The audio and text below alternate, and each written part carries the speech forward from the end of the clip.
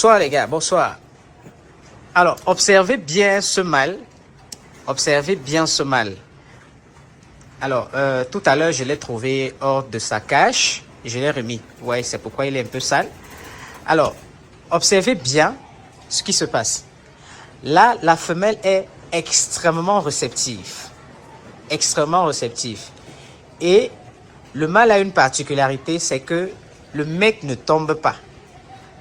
Et il est capable de faire 10 coups en moins d'une minute. Il est capable de faire 10 coups en moins d'une minute. Ça, c'est sa particularité. Je dis bien, difficilement, il va tomber. Observez bien. Observez bien. Difficilement, il va tomber.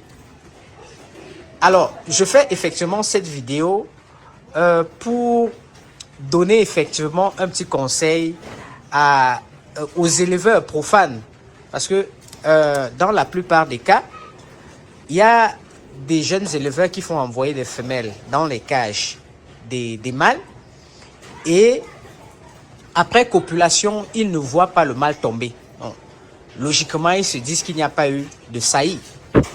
Ce qui se passe, c'est qu'ils ne vont donc pas noter. Et la conséquence, c'est que il n'y aura pas de pose de boîte à nid. Il n'y aura pas de pose de boîte à nid. Il n'y a pas de pose de boîte à nid. Pourquoi? Parce que vous n'avez pas constaté que le mâle a croisé. Donc, il y a des mâles qui croisent et ne tombent pas. Ils n'émettent même aucun cri. Donc, vous ne saurez même pas s'ils ont croisé. Alors là, le mâle, si devant nous, si vous n'êtes pas bon observateur, vous n'allez pas constater. La femelle, elle est très réceptive et il a déjà croisé au moins 3 fois.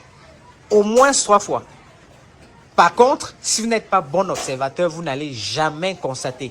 C'est difficile d'avoir ce genre de mâle à la ferme. C'est-à-dire, parce que généralement, lorsque le mâle croise, voilà, il va attendre pratiquement 1 à 2 minutes avant de croiser à nouveau. Le temps de récupérer. Voilà, comme chez les humains.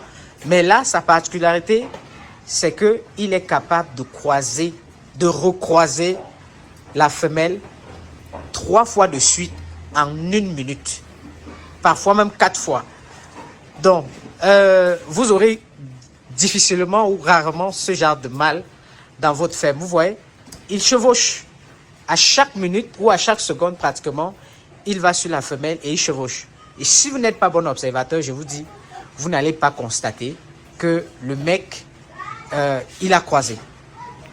Voilà. Et donc, logiquement, vous n'allez pas noter. Parce que vous le savez bien, à titre de rappel, lorsque le mâle, vous envoyez la femelle auprès du mâle et qu'il croise, il faut noter le jour du croisement ou alors la date probable de mise bas.